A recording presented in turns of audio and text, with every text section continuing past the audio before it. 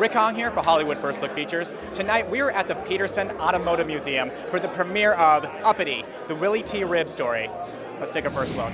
Muhammad Ali, he said to me, you're going to deal with some challenges for one reason only. You're in an all-white sport.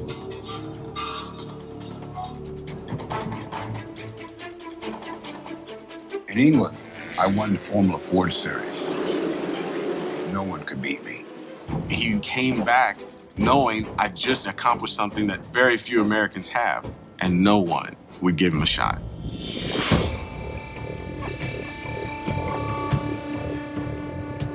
Think about that time period we were in the 70s. There was still a lot of segregationists. Next week I'm gonna put Jews in it. I get a phone call from a promoter in Charlotte, North Carolina. We're gonna get some attention down here, and you're the guy that's gonna bring it. There was death threats.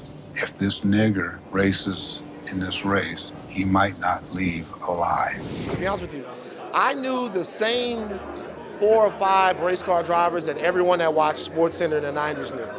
I knew Michael Schumacher from Formula One. I knew Jeff Gordon and all of those guys like that.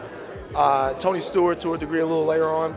But I think that just knowing that this guy was out here and that I didn't know who he was and that he looked like me and that he went through some of the same pitfalls and the struggles that I had gone through in my life trying to break through, that kind of struck me.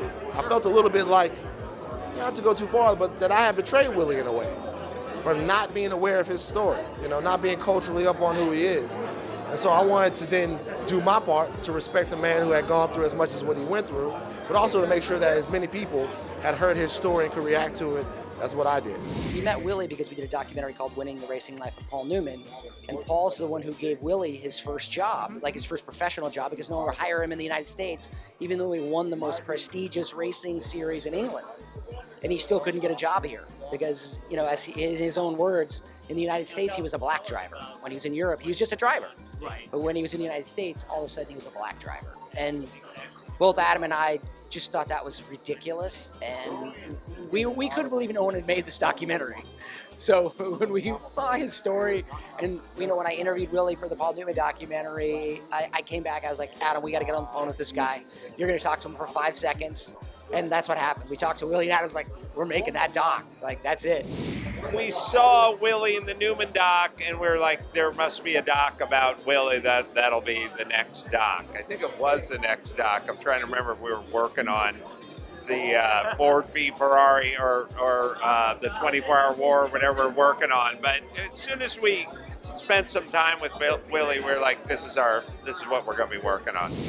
The one thing I found amazing about your story is you never personally, like not you on a personal level, ever hit rock bottom. There's nothing that you did where it's just like, I had the highs and then I made this mistake, I did this wrong turn. It was always based on the fact that you were black and African American, that someone else blocked you from getting to the next level at times, but you always bounce back. Well, I mean, it wasn't really, people say a struggle and, you get bullied and you get knocked down. You know what? I was driving them just as hard as they were driving me. Okay? Right. You want to play rough? Well, I'm going to play rough. You want to be nasty? Well, I'll be nasty. You want to use racial slurs? Well, I'll do it too. So, and they got it after a while. It took them a while, but they got it, and they got the message. And it was fun. I needed that. I needed that opposition. Oh, it drove you. Oh, it yeah. drove you. Like you use it as fuel. You use that as if you didn't have that, maybe you wouldn't be as. I think. From everything, the interviews and talking to you right now, I think you were always driven, but to use it as fuel to say, I'm going to keep that engine running. Oh, they weren't making Viagra in those days, but that was my Viagra. Oh yeah. A cat can't scratch a son. Anytime you got behind a car, were you ever scared? No, I wouldn't. Fear is not the word. It's called concern.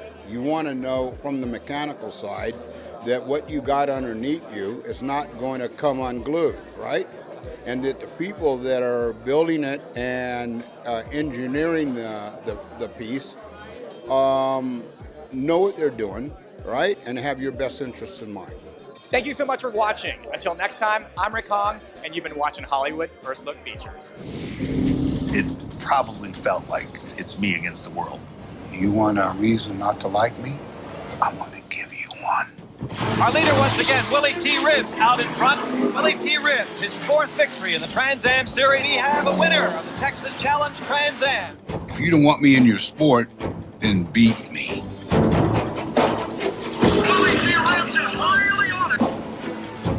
My ultimate goal is IndyCar. There was a lot of guys on that team that did not want to see Willie in that race car. I knew he was an executioner. Looks like we have a blown engine. Yeah, looks like Willy T. RIBBS. We're out of money and out of everything. Do you think he'll get in? What do you, I mean, just a gut feel. Are they going to make it or not? It's so hard. I drove him to turn 1 for qualifying, and I pegged it. I'm either in the race or you peel me off the cement. There is no sport more exciting than racing. This is the next best thing to heaven.